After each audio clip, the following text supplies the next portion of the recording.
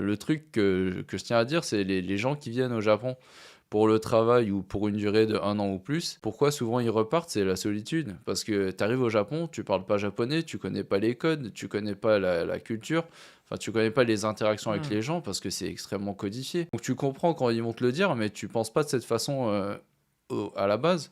Donc vraiment plein de choses différentes et la share house, ça te permet de rencontrer autant des Japonais que des étrangers. Mmh. Donc tu sais forcément si tu viens d'Europe ou quoi, tu auras forcément quelqu'un de ton pays.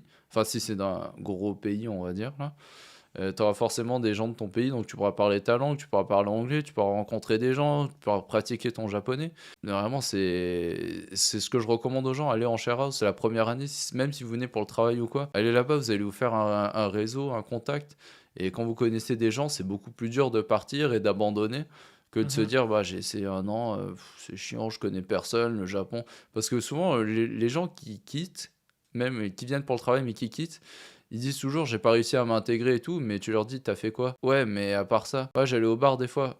«Ouais, mais à part ça». «Tu as fait des événements, des matsuri, quoi que ce soit?» «Non». «Tu parlais japonais?» «Non». Je fais: Ouais. «Ouais, donc Bon, après, ça dépend toujours. Là, tu vois, pour moi, ce que j'ai beaucoup souffert dans le networking, ouais. enfin, c'est que c'est clair, à 30 ans, sans enfants, sans femme, j'aurais plein de copains, tu vois, autour Mmh. et je sortirais, aucun souci.